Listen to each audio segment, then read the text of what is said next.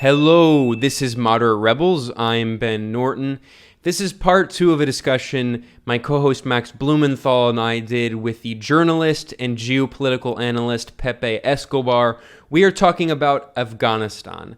In the first half of this, we discussed the U.S. historic defeat in Afghanistan, the victory of the Taliban, the pullout of U.S. forces, and what that means in terms of the geopolitics, the new Cold War on China and Russia, and the internal politics of the new government, what it will look like. Ashraf Ghani, the U.S. puppet president, fleeing the country with $170 million and a bunch of other topics. So definitely check out part one. In part two here, we are going to take a step a little back and look at the regional geopolitics involving Afghanistan, and that is pipeline conflict, natural resource conflict, and of course, opium, which is at the center of this, the CIA opium ratline. Pepe Escobar has written quite a bit about the role of opium and heroin production in Afghanistan, which produces over 90% of the world's illicit opium, according to the United Nations. So we talk about that. Pepe talks about how the CIA uses heroin and opium in general to fund its covert operations, which is exactly what the U.S. national security state, these unaccountable spy agencies, did during the Vietnam War. The wars in Southeast Asia, using heroin to fund those operations, and Operation Phoenix, the infamous CIA terrorism program in Southeast Asia. And then we also talked about pipeline wars. This is so important when we're talking about Afghanistan. We talk about the history of the conflict over the so-called TAPI pipeline, TAPI, that is Turkmenistan, Afghanistan, Pakistan, India, and the plans for that. The goal to try to kick Russia out of the energy market by building these pipelines that will let Central Asian countries export their gas to the Mediterranean, to Western countries, excluding Russia, and how that's a key part of Western U.S., European Union, and NATO geopolitics. And then we also finally talk about the role of minerals. Afghanistan has an estimated $1 trillion in untapped minerals, including lithium and rare earth minerals that are needed to create new technologies and renewable energy and all of these things.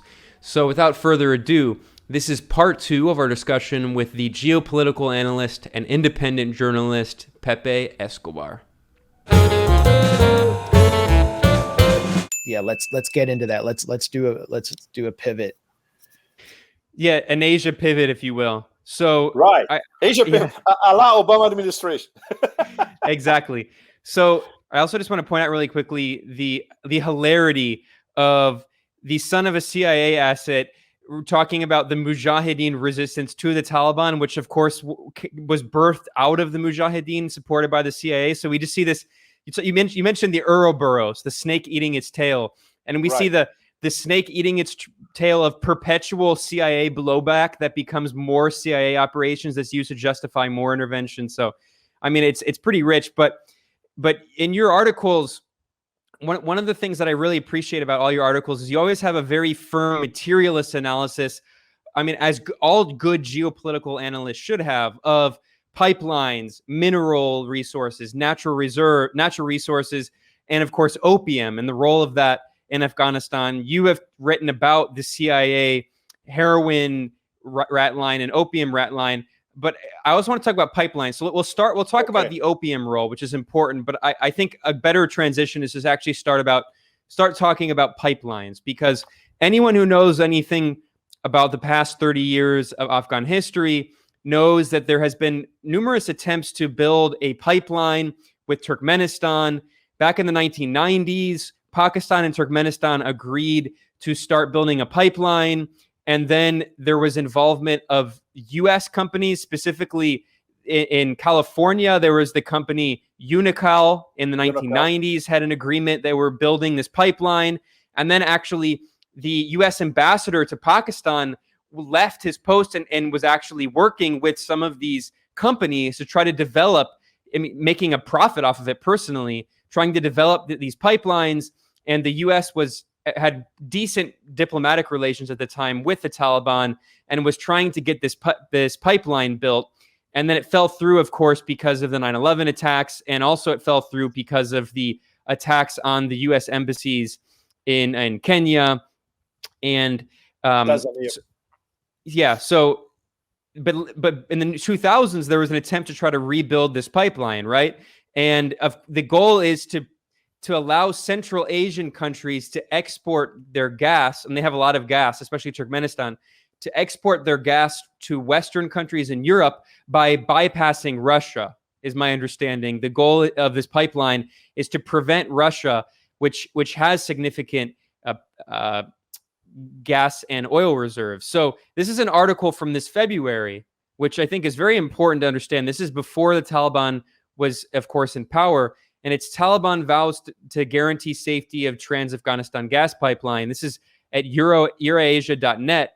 And Eurasia.net points out, signs point to the trip having been brokered by the U.S. government, which has long championed what is known as TAPI, named after the 4 countries it would go through: Turkmenistan, Afghanistan, Pakistan, and India. So can you talk about the role of pipelines here? Because this has been a key issue going back really to the 1990s, well before the U.S. NATO invasion of Afghanistan. This is a map for people watching showing what the route would be. And this is a direct challenge to Russia, is my understanding, which is why the U.S. is so keen on building TAPI. And we have heard the Taliban say, at least last February, things might have changed, but they said that they would be willing to protect such a pipeline if it were built. Absolutely. Wow. This one, we could have a 6 or 7 hour conversation on this one. You know why? Because for years, my main story, in fact, for many years, was what I call Pipelineistan. I start calling it Pipelineistan, in fact, 20 years ago. And if you go to Tom Dispatch, the website Tom Dispatch by the wonderful Tom Engelhardt, a very good friend, I wrote a series for Tom Dispatch. I think it started in the 2000s and then went over to the early 2010s on all these major soap operas in Pipelineistan.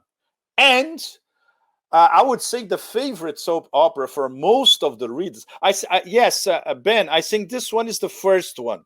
Welcome to Pipelineistan. So this was what, 2009. Wow, yeah, so exactly. 2009. So this was the first one for Tom Dispatch in 2009. And it went for a few years, 3 or 4 years. And for the readers are absolutely fascinated by a particular soap opera. And you just mentioned 50% of it. It was the competition between TAPI and IPI, which is basically the Trans-Afghan pipeline, which is Turkmenistan, Afghanistan, Pakistan, and maybe later on India, TAPI. And the other one would be Iran, Pakistan, India, IPI. And this thing is absolutely fascinating because it went on for years with no solution whatsoever, And the craziest thing is that TAPI, when it was only TAP, the whole story didn't start in the 2000s. It started in the 1990s with the Clinton administration. The second Clinton administration, in fact. I think the whole story started in 1996. And then the Taliban, that was fantastic because this is something that I managed to do many years afterwards when I went to Houston. I went to Houston to basically check on the spot what the hell were the Taliban doing in Houston in 1997. And it's an absolutely fantastic story. You can find this one on Asia Times, not on Tom Dispatch, the Taliban in Houston. You'll be able to find it in my previous archives. That's Baker Box territory. Huh? I said that's exactly, Max. Is in KBR? The whole thing. It was very funny because I tried to get an interview with James Baker, and obviously they refused What? Asia Times from Asia? What do you want to talk to James Baker about? It was very, very fun. Anyway, the story is amazing because essentially they were more or less reaching an agreement, the Taliban and the Clinton administration, and they were basically haggling about transit fees. Can you believe that this was the crux of the story? And it was not a lot of money. It was less than $100 million probably, which would go to the Taliban coffers. And we were at this stage a few months before 9/11. And obviously the Americans were getting very itchy because they wanted, once again, it's all part of a big strategy that was, and one of the conceptualizers of the strategy that Ben just referred to was Brzezinski. Bypass Russia and Iran in terms of exploiting and distributing oil and gas. The first big project was the BTC, Baku, Tbilisi, Ceyhan.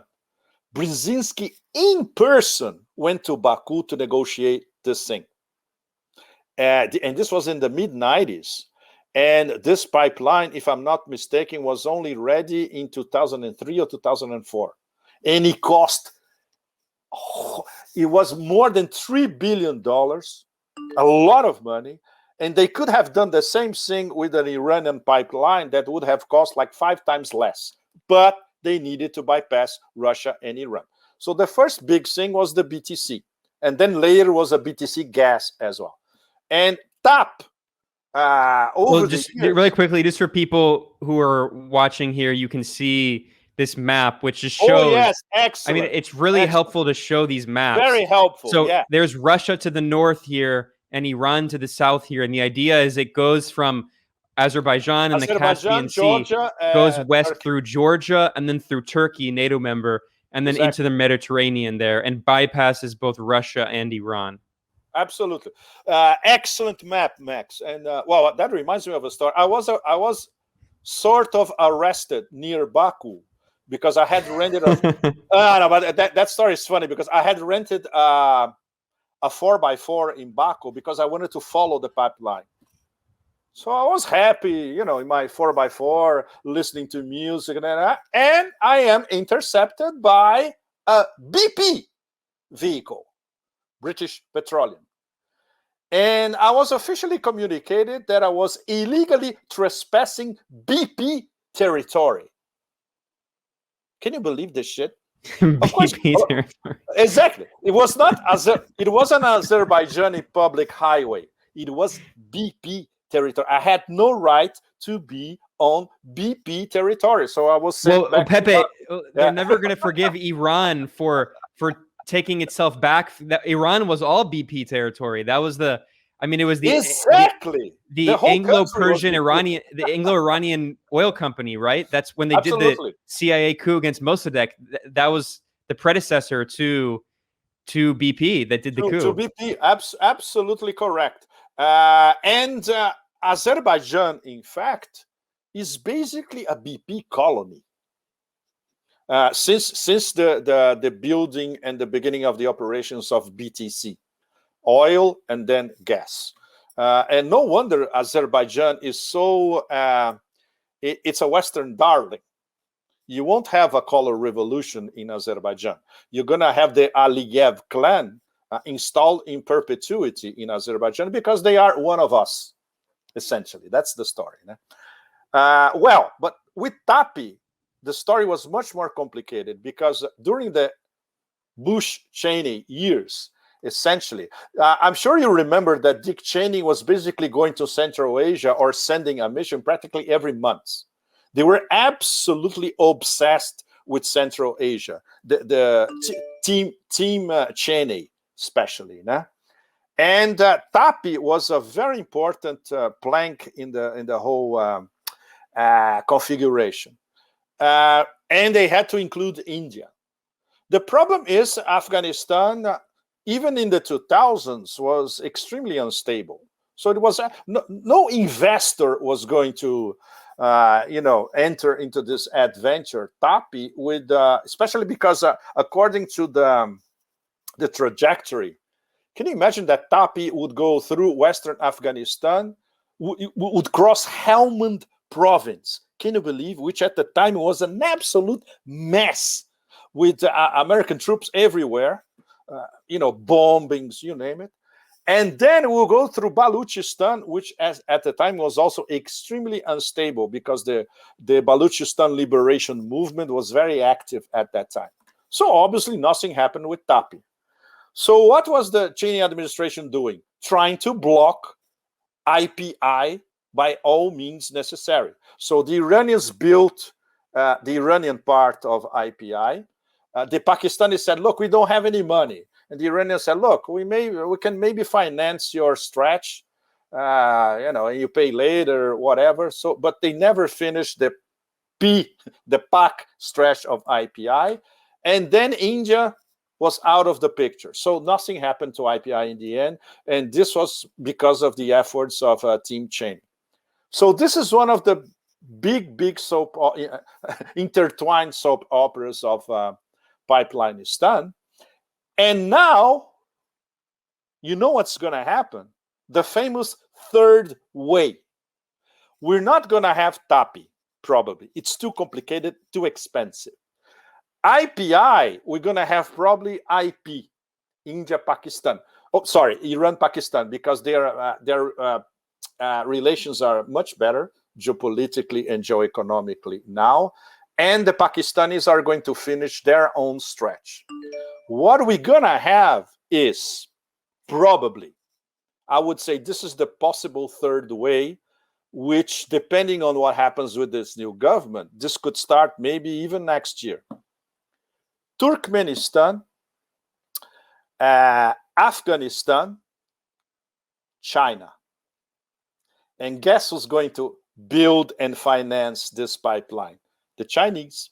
China. So they can have gas from Turkmenistan. They already have a Turkmenistan, Uzbekistan, Xinjiang pipeline, which they built and they bought the gas. And they're going to do probably this. And Pepe, important point here. Yes. China is, of course, a major importer of fossil fuels that it needs for its population.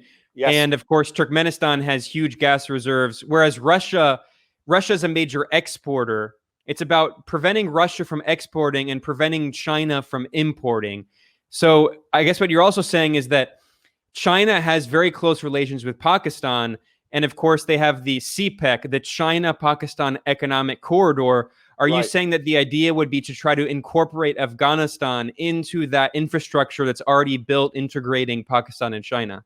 Absolutely. And I've been writing about this for the past few years, in fact. Every other column that I write about Eurasia, you see a mention of CPEC, because the most important strategic corridor for the Chinese officially in the New Silk Roads, they say they have 6 corridors, and then they have the Maritime Silk Road. Of the 6 inland corridors, for them, the most important strategically is CPEC, because it's the direct connection, from Xinjiang to the Arabian Sea. Of course, it's very complicated because basically, if one day they build a pipeline, it's gonna have to be parallel to the Karakoram Highway, which in itself, it's one of the biggest engineering feats of the modern era. So this is going to be very costly, very complicated, but I'm sure that if the Chinese come to the conclusion that it's necessary to bring the gas arriving in Gwadar to Xinjiang overland, they're going to build this pipeline. But they have so many options now. I mentioned already to you guys the pipeline from Turkmenistan. They have the 2 powers of Siberia, 1 and 2. The new one is going to be ready at the end of this year. And they are thinking already about the third way, which would be Turkmenistan, northern Afghanistan, going all the way to China via the Wakhan corridor, where what are the Chinese doing in the Wakhan corridor right now? As we speak, they're starting to build a road from the extreme west of Xinjiang through the Wakhan corridor, going straight into Badakhshan province in China. And why? Because Badakhshan is the holy grail for the mineral wealth of Afghanistan. So you see that all of this is interconnected. And So you mentioned Xinjiang. It's so important. Yes, If you look at the map here, it goes up absolutely. to China's Xinjiang province, which, of course, anyone watching this, most of our viewers are in the United States or Canada or Western Europe. They Yes. know that Xinjiang has been so targeted by Western governments with these claims that China is committing genocide, supposedly. In fact, Pepe, the last time we had you on, we talked about this, the propaganda campaign targeting Xinjiang, but it's not only about destabilizing China, which is the main point, I would say, but it's also in creating this kind of low-level insurgency in Xinjiang that prevents China from being able to govern securely and being able to develop.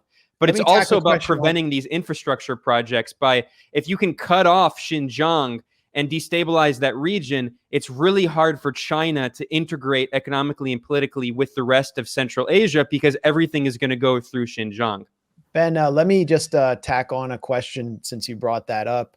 And Pepe brought up CPEC, the Chinese Pakistan Economic Cooperation, because there have been attacks. They were not in Xinjiang. They were inside Pakistan. 9 Chinese engineers were killed working on a dam project that was part of CPEC in a joint attack by a Pakistani jihadist faction and members of the East Turkestan Islamic movement, which was delisted by Mike Pompeo's State Department on the grounds that they do not exist. They do not exist. Okay, this is the Uyghur separatist movement that China says is a existential threat to China's development and national security. And it is why China has embraced security crackdown in Xinjiang since around 2013, 2014. It's really the heart of the issue there. It is. So it is. Do you think the U.S.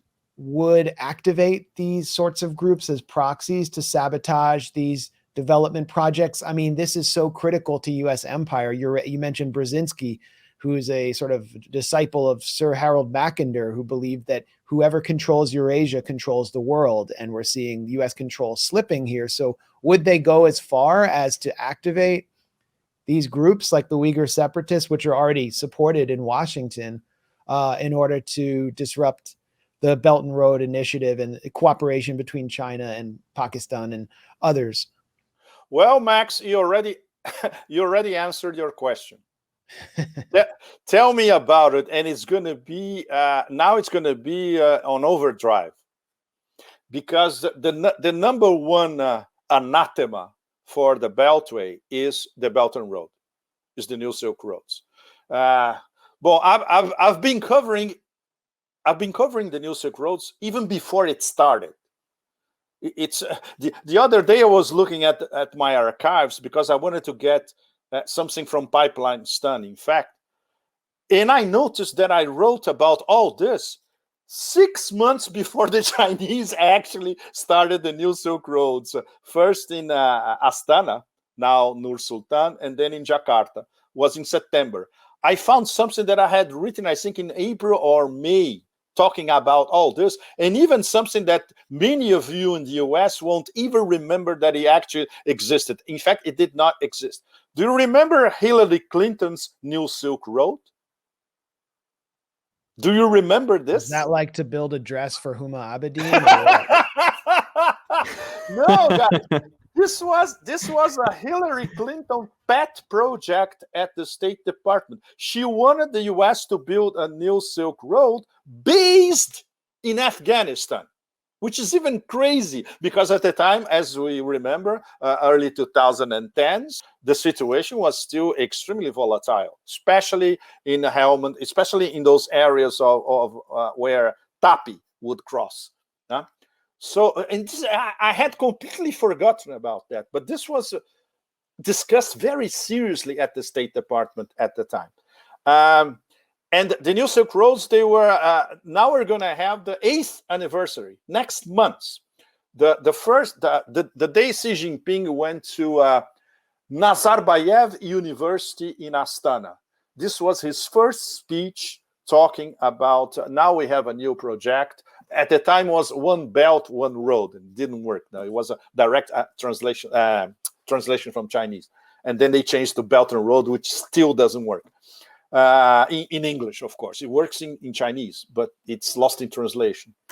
Where were we? Sorry. Xinjiang, yes. Look. Proxy war in Xinjiang, yeah. Exactly. Proxy war in Xinjiang. Look, I went to 3 Xinjiang borders before COVID. That was my last big trip in Central Asia, was in late 2019. You can find this on Asia Times, in fact, and it was in other websites as well. I went to the Xinjiang borders with Kazakhstan, Tajikistan, and Kyrgyzstan. And I talked to a lot of Uyghurs from the other side, Uyghurs that do not live in Xinjiang, right? So I talked to Uyghur businessmen in Bishkek, for instance, the capital of Kyrgyzstan. I talked to Uyghur businessmen in Dushanbe, the capital of Tajikistan. And in Kazakhstan, everybody is in Kazakhstan. Kazakhstan is like a crossroads of everyone from the Russian universe, the Chinese universe, and the Central Asian universe. It's absolutely fascinating. So you see business people from literally all over, and also Uyghurs as well. And they all told me more or less the same story. We do business. We are not harassed. We can travel back and forth from China to Central Asia and back. We have family in Xinjiang. They know that we do business, so they don't harass us. What drives them completely nuts is this extreme minority that has been indoctrinated, most of them online, by Wahhabi preachers from the UAE, Kuwait, or Saudi Arabia, and they think that they are jihadis and they can use a jihadi strategy to liberate Uyghur lands from the Chinese. And this is an extreme minority. And ourselves in Xinjiang and here in Central Asia, we consider these people to be lunatics. So basically they were saying that what the Chinese government is doing is correct. Try to isolate these people. So this has nothing to do with concentration camps. It is a re-education campaign. Yes, it's a very Maoist thing that works. In fact, you prove to them, look, if you participate on all the new economic opportunities that we're offering for everybody here in Xinjiang, why do you need to pick up a Kalashnikov and become a jihadi? Most are convinced and some are not. And those that are not are still members of the ETIM, East Turkestan Islamic Movement, which has a direct CIA infiltration, obviously. And this is going to become even worse from now on. The same thing with the Balochistan Liberation Movement, which has a connection with the Jundullah terrorist movement, in fact, who goes back and forth in Sistan, Balochistan, and the Pakistani part of Balochistan. You know, they are based in Pakistan. They cross the border to Iran. They explode a few IEDs, and then they come back to Pakistan. These guys have a CIA connection as well. So obviously, the empire will continue to mobilize these people everywhere. Not to mention, we still don't know what they're going to do in Afghanistan. In Afghanistan, probably it's going to be ISIS Khorasan, which is the Khorasan Afghanistan chapter of ISIS, which is already inside Afghanistan. And this is going to be a major problem for the SCO to deal with. The SCO is going to have an overall strategy to combat ISIS Khorasan inside Afghanistan, because they know that these people can overspill and start threatening Uzbekistan, Tajikistan, or even Xinjiang. Right? Yeah, Pepe, it was actually, you were talking about Karzai. I mean, this is so incredible. The former Afghan president Karzai himself actually called ISIS. He said it was a tool of the U.S. Speaking of the idea of destabilizing Afghanistan in the future using ISIS Khorasan. But Ben, this shows you, Max, and everybody, that Karzai now in the Beltway is persona non grata. Ne? You cannot say these things out loud. Exactly. He bit the hand that fed him for so long. Exactly. And it's true. It's true. Karzai changed a lot, actually. Look, I was very critical of him, but over the years, he matured. I bumped into him in a conference in Kazakhstan, in fact. And he said, I read your articles. And I said, oh, shit, I'm fucked. He's going to send one of my bodyguards to whack me. Usually if someone says that to you in public and you don't know them, like just randomly, it's usually something not bad. A good idea. You're like, oh, man. But now he's a statesman now. And he's respected. And he's still respected in the West. Obviously not by the CIA people after what he said. No? All right. So wait, one other quick point I just wanted to make, and then we'll cut to you, Max. So you mentioned that in terms of the Belt and Road, that Afghanistan thus far is not involved, obviously because it's had a U.S. NATO puppet regime for 20 years.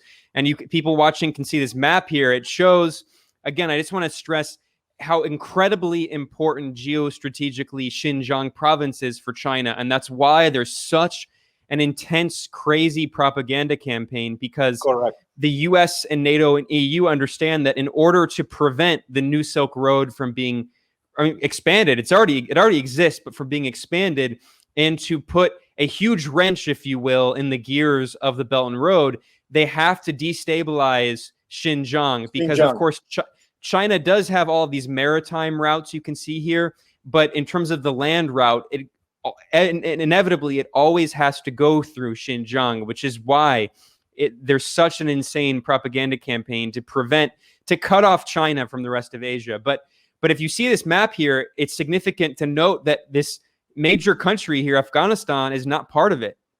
And let's say, I mean, of course we can't, I'm not asking you to predict the future, but let's say the Taliban government or whatever government comes out in the next year or so, let's say they do decide to become part of Belt and Road. How do you think that we can see this infrastructure here continue to expand further, integrating not only China with Afghanistan, but potentially with Iran and Pakistan as well? Yeah, excellent question, Ben, because this is actually the heart of the matter of the Chinese leadership, Taliban leadership, diplomatic, political conversations for over. Well, and I'm sorry to cut you off, Pepe, but really quickly, I just wanted to add, it was also, of course, one of the main reasons that the neocons back in the Bush era wanted to invade Afghanistan, not just because of pipelines and opium, which we'll talk about in a second, but also because if you just look at this map here, Afghanistan shares a border with China. It shares a border with Iran, the two main targets of the U.S. empire and the neocons. And also, of course, it's close to these major Russian allies here, Kyrgyzstan. So, I mean, the neocons knew, and the U.S. empire knows, how incredibly strategic Afghanistan is, and that's why they occupied it for the last 20 years. Of course, and this was the... Well, don't forget that the invasion of Afghanistan was already planned before 9/11. And why? Because they knew that this would be the perfect mega lily pad for all their operations in this intersection of Central Asia, South Asia, bordering the Stans, all of them strategic, bordering Xinjiang, beyond strategic, side by side with Pakistan, with Iran on the western side. Like the strategic localization of Afghanistan is absolutely, it's beyond precious geopolitically. So this is what Team Cheney was thinking. I just want to point out, sorry, that map I was posting had a big problem with it, with Kazakhstan and Kyrgyzstan. I just noticed. I wasn't looking closely, so I'm going to get a better map. But anyway, keep going. Sorry. They have wrong borders. No, they labeled Kyrgyzstan as Kazakhstan, or vice versa, Kazakhstan. But anyway, keep going. Shit, yeah. This is major. Kazakhstan is a monster, and Kyrgyzstan is like a mini. I'm wondering how Kyrgyzstan got so big. Yeah, whoever made that map failed their job really badly. Wow. Okay, but anyway, guys, keep going, Pepe. Yes, let me give you an example. The Kazakh Xinjiang border at Korgos. They have 3 borders. It's absolutely fascinating. They have one border for the trains, those trains who come from basically from Xinjiang, and some of them even from the East Coast. They cross Kazakhstan, they go to Russia, and they go all the way to Europe. Every day. Enormous cargo movement, back and forth. It was fascinating. When I was on the highway going, there was one coming from Europe. It was very funny. I was joking with my Kazakh friend that it was coming with a lot of BMWs, BMWs, and then it would depart with lots of LGs and Samsungs, etc. That's why this is the new Silk Roads. When you see the new Silk Roads in front of you, actually, and soon I would say in a few years, it's going to be high-speed rail, all that. Well, the second border is people and trucks. Sorry, the second border is only trucks. The same thing that you see with the big trains, but basically inter-Central Asian commerce, Xinjiang to the Central Asians and back. And the third border is buses and people, which is even more fascinating. You have people basically from Kazakhstan, but from other Central Asian states. You arrive at an enormous depot. Then you go through Kazakh customs, very straightforward. You take a shuttle and you arrive at the Chinese border. They stamp your Central Asian passport. There's a giant shopping mall.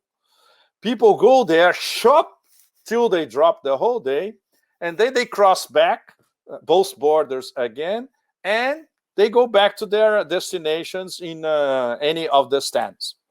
Very, very busy all the time. So this is the embryonic New Silk Road, for people, for trucks, for cargo, trains, cargo, etc. Soon we're going to have this all over. And we're going to have 2 different borders in Kyrgyzstan, 3 different borders in Kazakhstan, 2 different borders in Tajikistan. The same thing. And like we were saying before, until the end of this decade, or maybe beginning of the next decade, China plans to high-speed railize all this, including the Trans-Siberian. The Trans-Siberian is the northern corridor. They are thinking already on a high-speed Trans-Siberian. They're going to start maybe with a stretch inside Russia, and then they're going to think about going from Vladivostok to Moscow, the whole thing. So this shows, and we're not even talking about the maritime Silk Road, which if you look at the map, going from southern China, and then Bay of Bengal, Arabian Sea, etc. And then we would have to talk about the importance of these ports. Chabahar in Iran, Gwadar in Pakistan. Well, we can go on forever with that. And this is also where Myanmar comes in, but that's a whole other topic. That's where Myanmar comes in, exactly. Yeah. And Myanmar has a pipeline story. Everyone, check out our conversation with Brian Berlitic about that. Yeah. I mean, it goes back to my comment about attacks on Chinese engineers in Pakistan.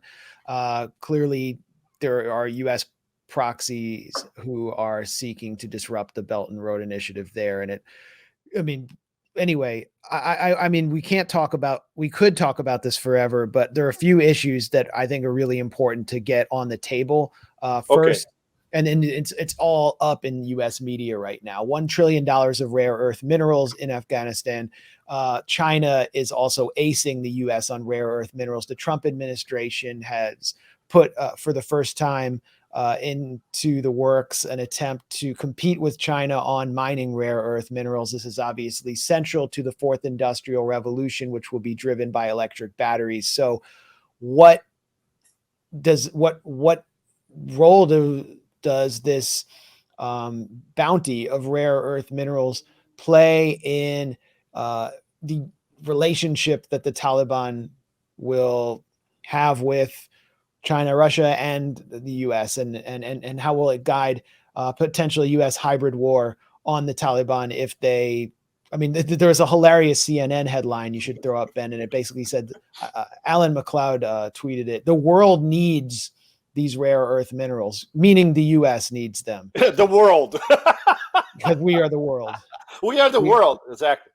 So, well, that's Max. Once again, this is obviously you won't see a leak about that on Chinese media, even in Mandarin or in Chinese social media. The Chinese think tanks, I have contacts with some of them. They are not talking about it as well, but this is obviously part of the conversation. Because look at this headline. I mean, it's just so colonial. The Taliban are sitting on $1 $100 trillion worth of it's minerals. Our minerals. Those minerals are ours. We spent 20 years trying to control those minerals. Well, there's your Green New Deal, by the way. But anyway. Yeah, exactly. Go ahead, Pepe. This is something that I want to do a story about this maybe next month. Do you know that there's more lithium in Afghanistan than in Bolivia? This is confirmed. So I would like to do Don't tell story. Elon Musk. Exactly. Elon Musk is already paying mercenaries to do a coup against the Taliban. Exactly. The first thing that when I had this confirmation, the first guy I thought was Elon Musk, obviously. But I hope to get more inside information or at least some numbers from the Chinese to build a story on especially lithium, which I'm sure is at the heart of the Chinese Taliban conversations. Because what the Chinese are possibly no, what they are proposing essentially for the Taliban is a package. They want only one thing, in fact: no etim, no jihadis destabilizing Xinjiang. The rest, you can do anything you want, and we're not going to interfere in your classic Chinese diplomacy. And what they are asking in return: we are going to integrate you into the China-Pakistan economic corridor. So it's going to be CPEC plus with you in the middle. We are already building the extremely strategic Peshawar-Kabul highway. It's very hard to explain how important this is, but essentially this links an important branch of the CPEC in Pakistan, in Peshawar, the famous Islamic Rome, capital of the tribal areas, gateway to the tribal areas. But also, if you take a new highway to Islamabad, you connect to the Karakoram Highway. Don't forget that the Karakoram Highway starts in Kashgar, in Xinjiang, and ends in Islamabad. And then you take another brand new highway that I took the last time I was in Pakistan 2 years ago, and now in a matter of 45 minutes, you are in Peshawar. And now you're going to, built by the Chinese, I would assume in the next maybe 3 or 4 years, you can go from Peshawar to Kabul in a brand new road, I would say probably in a matter of 3 to 4 hours. Nowadays, it's still a very complicated trip. You have to go through the mountains in Sarobi before you get to Kabul. Near the border, there's always an enormous traffic jam, etc. I'm sure the Chinese are going to build a highway of hyper quality like Ben just showed, which is the new Karakoram Highway. And I finally made it. At the end of 2018, I did the whole northern part of the Karakoram Highway. I literally fell off my 4x4. Because I had done the Karakoram Highway twice in the 90s. And it was a nightmarish trip. It's one of the most fantastic road trips on the planet. But to do it during the 90s was a mess. It was very complicated. And now you are like in a very good I would not say American highway. You are in a very good modern Chinese highway. And you can do the whole northern part of the Karakoram, surrounded by those absolutely magnificent peaks of 5,000, 6,000 meter high. And you go to the Chinese border in 2.5, 3 hours from Gilgit, the capital of the northern areas in Pakistan. So they're going to do exactly the same thing from Peshawar in Pakistan to Kabul. So this is going to be a major game changer. And this is graphically meaning it means graphically the incorporation of Afghanistan into CPEC. And obviously later on, we're going to have pipelines and, of course, immediately, I would say, exploitation of natural resources with a special place for lithium. Yeah, I didn't know that about lithium. That is fascinating. And of course, as Ben alluded, Evo Morales referred to the coup that removed him as the lithium coup, highlighting the lithium coup, exactly, emphasizing the importance of lithium. Actually, Ben and I went through Bolivia into the tropic region, and there was mining everywhere for these minerals. While Ben demanded our driver play death metal, we were seeing mining all around us. And then, that would have been cool if I did that, but I don't think I did that. You were speed man. Yeah, you did do that, but and then he only had scorpions or something. No, I think what was happening is we were all like trading songs. I mean, this doesn't matter, but I think we all had like one song, and I was like, "Do you have any metal?" Anyway, did you go to the Salar? Did you go to the Salar? We didn't, unfortunately. We didn't have time. It was during COVID, and there were so many travel restrictions. It was really hard. It was during COVID, and it was under the coup regime still, so it was hard to get around. Oh shit! Did you go to Potosí to see the silver mine that basically financed the wealth of Europe for 300 years? Right, it's still right, there. Right. It's still there. Yeah, we didn't get to go there. It was it wasn't. But yeah, I know what you're talking about. The people of Potosí were brutally exploited, and under the coup regime, they were run by this right-wing tyrant named Marco Pumari, who kind of represents that legacy. But I don't want to talk about Bolivia. I was just commenting on we're trying to emphasize the importance of lithium in the economy, where the World Economic Forum says that most batteries or most self-powering devices will run on electric batteries by 2040. On electric batteries, exactly. So, but then there's the other issue here, and we've gotten a lot of chats about it. Is the price of heroin going to go up now? It depends where they're going next, Max. We are running a betting house here in Bangkok with my local friends. We are betting on the Golden Triangle. If our neighbors to the north, that's the old classic CIA route before Afghanistan. It's gonna be Air America all over again. Don't forget, but this is assuming this would happen. It's interesting to consider the possibilities. Assuming this would happen, the CIA would have to strike a deal with some extremely hardcore local minority groups in Myanmar, Kashins, Karens, Mons, etc., who already monopolize opium and heroin in the Golden Triangle.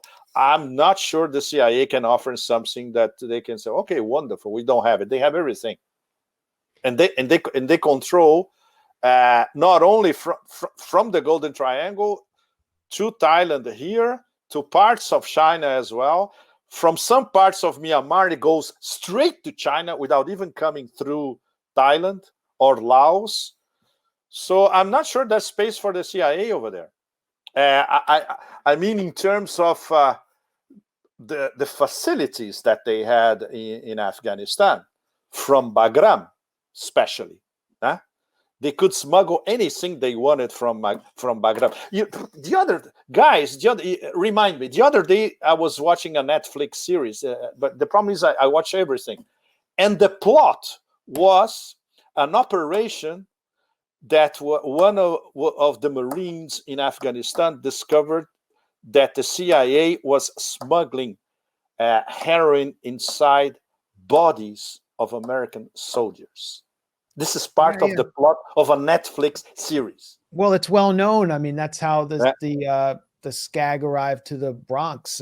Yes. American Gangster. I mean, it was in the bodies. It was in the body bags, and it was, the remnants of the Kuomintang, right? The remnants of the Kuomintang, exactly. Who were running the heroin. On that note, I wanted to point out, a few months ago, when we were doing more research on Myanmar, and again, I would invite people to check out our episode on Myanmar with Brian Berletic. I recently discovered back in April this article that was actually published in a mainstream outlet, PRI, Public Radio International, I think it stands for. This is a mainstream, and it talks about the history of the CIA using the Kuomintang and Myanmar specifically to run its heroin ring. And this is from the article. Again, this is a mainstream outlet. This is interviewing a former Kuomintang fighter. Quote, "I'd say there's a 50-50 chance that without the American help, we would not have survived." And then he's talking about CIA. He says, in the 50s, they took over and governed a huge swath of Myanmar, running between Thailand and China. He said, we turned toward the opium trade. And it says most of the world's heroin in the latter half of the 20th century was churned out of the Golden Triangle. That is until Afghanistan. When America invaded Afghanistan, they ramped up opium production. But here, this is a mainstream outlet. Back in the 50s, when the U.S. was secretly fortifying the Kuomintang, the rebels were also busy setting up the arteries and networks that sustain the Golden Triangle drug trade to this day. And then they're talking about a general, the KMT commander, who said in the 60s, necessity knows no law. This is why we deal with opium. We have to continue the fight to fight the evil of communism. Again, a mainstream media outlet admitting, of course, 50 years later, they'll never do it when it's actually happening. I'm sure in 50 years, we'll see mainstream articles admit the CIA was doing that in Afghanistan. But I mean, this is extremely well documented. Excellent. And you remember when Seymour Hersh, for the first time, wrote about the CIA heroin ratline. If I'm not mistaken, he had to publish in the London Review of Books, right? He couldn't publish that in the US. Yeah, I mean, he's been pushed out of he US was pushed media. out, exactly. He was even pushed out of London Review. He's now publishing for German media. For German media, exactly. And then I used some of Sai's material when I did my own column for Sputnik. My column was in 2017. And a lot of people in Washington told me that everybody in Washington read that column. And then I got a reputation of being a KGB agent, which later Mike Pompeo enshrined, because many of us, including me, we are in that famous State Department paper defining all of us as Russian agents. Well, guys, I think you are you not better than being. Paper? Maybe you are in that paper as well. It's better than being accused of Anna Kasparian. You know, it's like higher level. Well, Pepe, but speaking of which, can I make a connection with Afghanistan now? Because this is, I think, very relevant for all of us. One of the most important things at the first press conference this Tuesday, they said that they are going to cut off production of opium.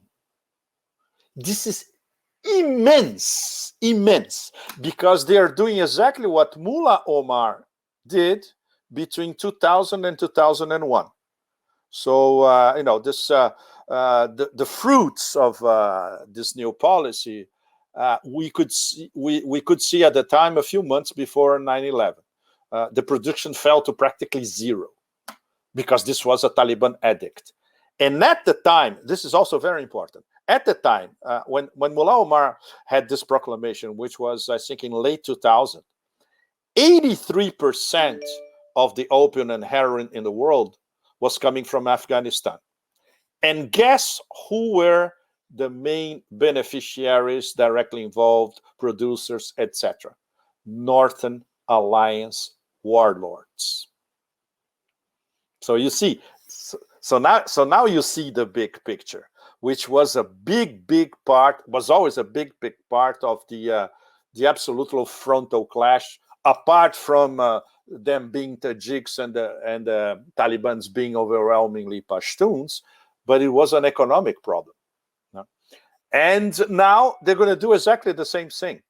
And it's very funny because some of my friends in Washington, in fact, I sent them my column and the first thing that they noticed is that did they actually going to erase the production of opium and heroin? Yes, it's already a Taliban promise.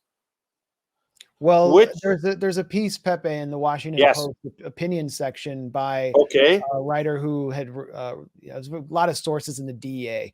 It's all sourced to the DEA, and it's about how the Taliban now preside over the world's largest narco state, and that they are absolutely going to, thanks to the U.S. and NATO. Thanks to the U.S. and the NATO. narco state that they created. Well, yeah, I mean, that should have been mentioned, and I think Colombia gives them a run for their money, but the question I have is this, I mean, you just said the Taliban will begin to eradicate poppy fields and opium production. This article features one anonymous DEA agent after another stating that they will do just the opposite and benefit from the liquidity that provides them to deal drugs on the international market, the same way that Mexico's governments have enjoyed a relationship with the narco cartels to keep the cash flowing. So is there any possibility that could take place, or is the DEA trying to create sort of an interventionist pretext here? Absolutely. Yeah. Once I love it, Max, because you always answer your very, very elaborate questions. Iran is going to say, look, we are fed up of having 3 or 4 million Iranians. They are addicts to Afghan heroin. Russia is going to say exactly the same thing. So this is part of the conversation as well. Look, we know exactly what you did in 2000, 2001. If you do it again, you have our full support, because we have an enormous drug problem here because of the heroin coming from Afghanistan. It goes one of the routes is from northern Afghanistan to Tajikistan, and this is all once again Northern Alliance warlords. Once again, there are no Pashtuns involved in this, So this is an extremely serious issue, and I'm sure they're going to fulfill it, because this is another in terms of this.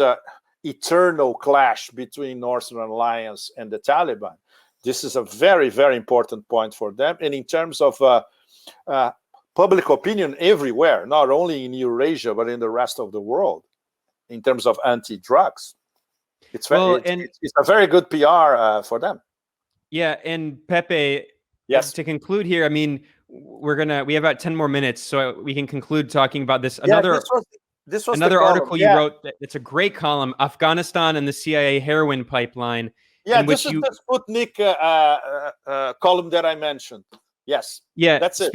Speaking of being a Russian agent, no, I mean this is a great column, and you dispel everything out very clinically. Again, this is why I really recommend that people read Pepe's columns, because he's so clear-eyed with his analysis, and it's always a materialist analysis of, these are the natural resources. This is the geopolitics. This is what it actually looks like on the ground, and not just like, in the U.S.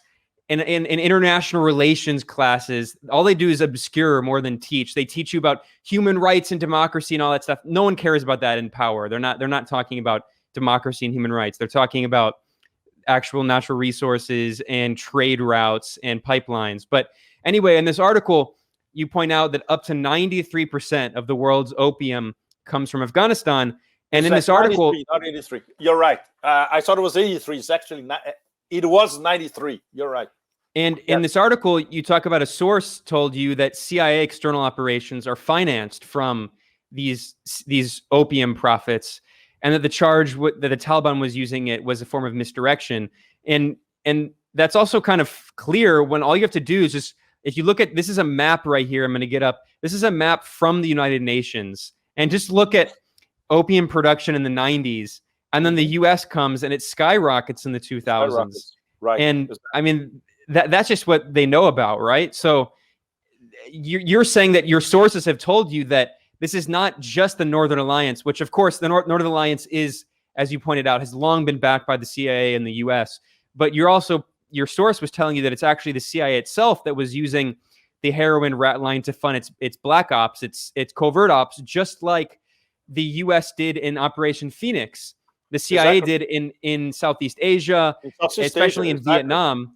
And what percentage? There was something like a quarter of US soldiers who came back from Vietnam addicted to heroin because the CIA and the Pentagon, for all their dirty covert ops, they were using the heroin trade to fund a lot of that stuff. Well, and it's not in the article, but I can tell you guys and all of us, my source is American, an insider. So I trust him completely. And not only that, when one of my American friends in Washington distributed this column among the Beltway, nobody said it was incorrect. Nobody.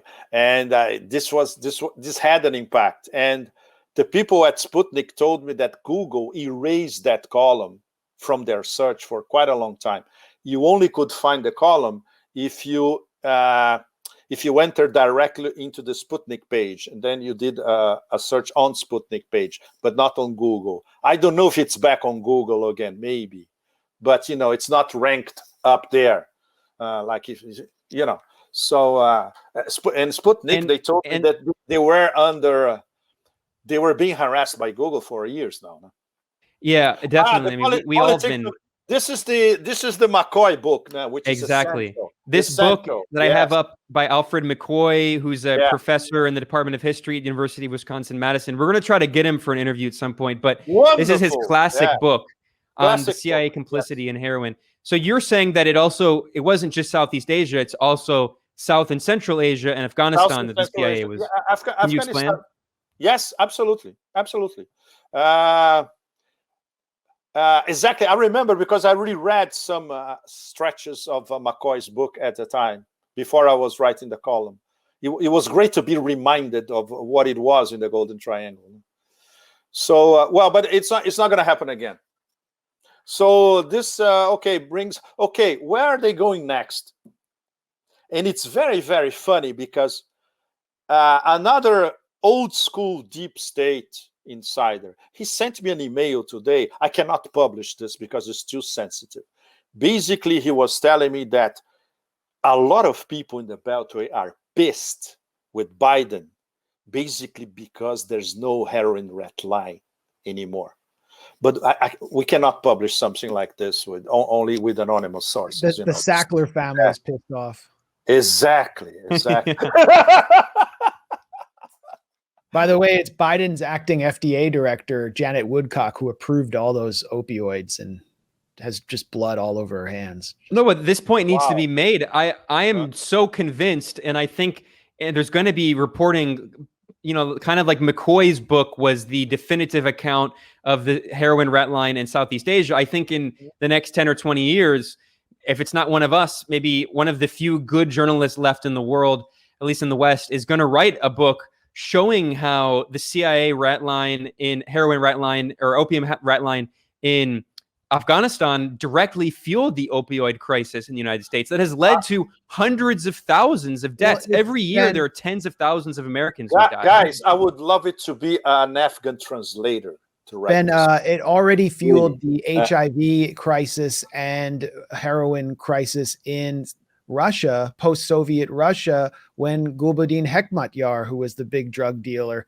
started exporting.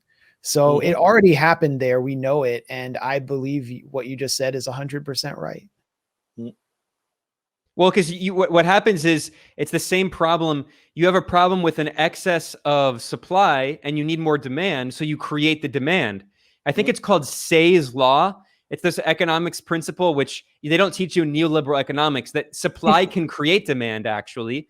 And that this is exactly what happened in the 1980s with the CIA wars in Central America. They had all of this cocaine that they were buying, that they were using to fund the Contras and the other death squads in Central America. So they had too much supply, so they had to create demand. So how do you create demand?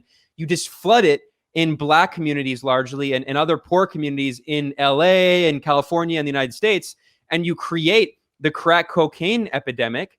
And that's exactly what they did with all of the opium. You have so much opium, you have a supply problem, so you create the demand.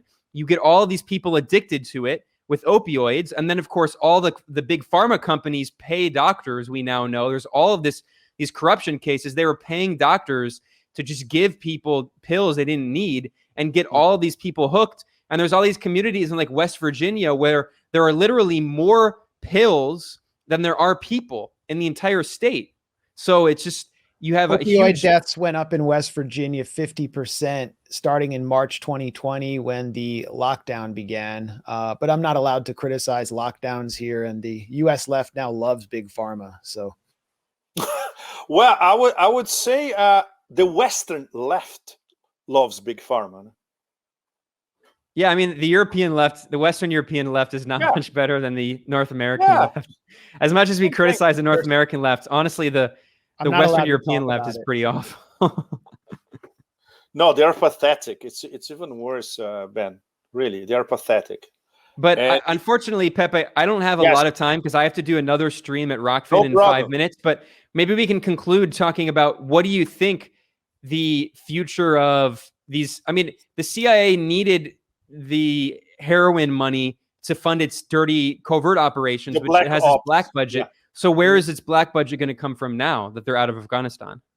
We still don't know yet. And I already asked this question to some people in Washington. For the moment, it's a black void, in fact. And what they told me is that there are a lot of very important people who are very, very pissed, because this was an enormous operation for the past 20 years, uninterrupted. Too many people profited. And in terms of financing the CIA, there are not many other sources. There are not many other sources. And there are not many other... At the time, for instance, you could say that Afghanistan was so convenient in terms of transshipment, everything. You know, you had everything in one locale. If they try the Golden Triangle, everything is very decentralized, and they're going to have to deal with essentially different tribes, different ethnic groups, fighting among themselves already and fighting the government. For the CIA, it's a minefield. And everything is done in their own languages or in Mandarin. There are no English-speaking translators, you know, like they had in Afghanistan. So it makes sense that when I already received from two different sources this thing that people in Washington, not Washington itself, but in the establishment, they were profiting from this huge black ops environment. They are extremely pissed, and nobody knows what they're going to do next. And if you think in terms of Colombia, you know, the coke market is already, everybody already knows who controls the coke market, the distributors, Peru, which is now a much more important player than it was decades ago. There's not much left for the CIA. Huh? Well, they'll always find something. Yes, they will. That's what the CIA does. And cocaine import agency. Everyone, thank you so much. The chat, the chats were incredible today, and thanks for all the support, all the super chats.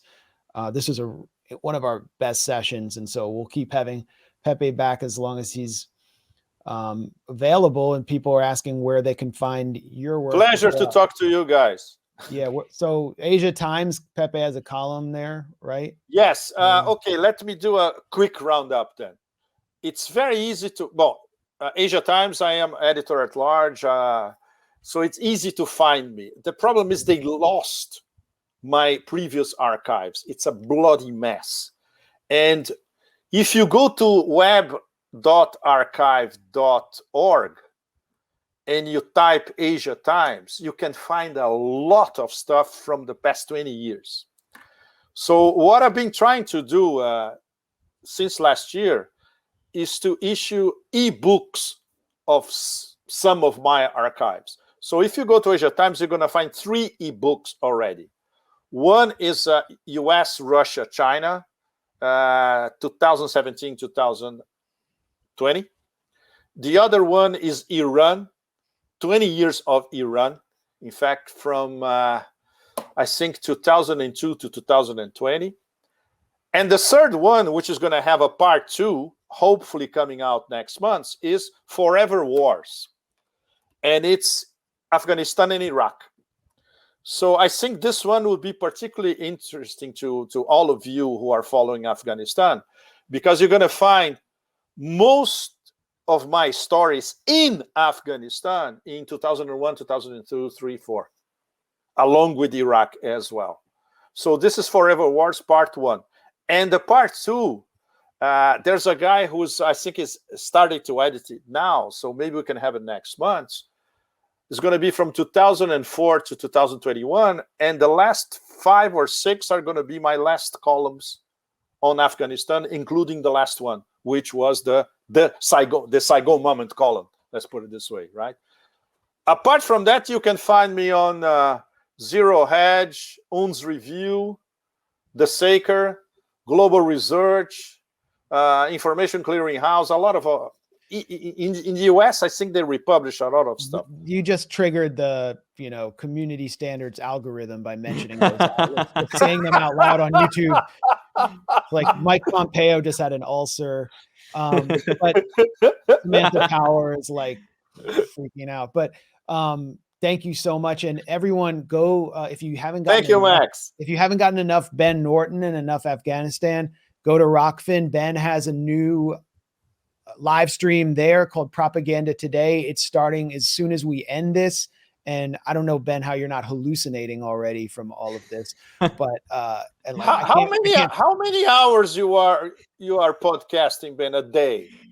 Well, it depends. So wow. We're doing 2 hours here. I'm going to do at least an hour over at Rockfin. And then, as if that weren't enough, Max is also going to do another stream with our friend Scott Horton, a great anti-war libertarian radio host. So everyone, I'm going to start at 7. Ben starts now. I'm going to have Scott Horton, who's one of our great blue collar scholars, knows a lot Afghanistan inside and out. And I used to talk to Scott a lot years ago. I miss him. Yeah, well, great. I'll tell him to have you on. And he pronounces Afghanistan like I do. Excellent. He's down in so anyway, thanks again. This was an incredible Thank you, guys. Thanks, everybody. Thanks, Pepe. We'll keep in touch. Thanks. We'll keep in touch. Thank you, guys. All right. See ya.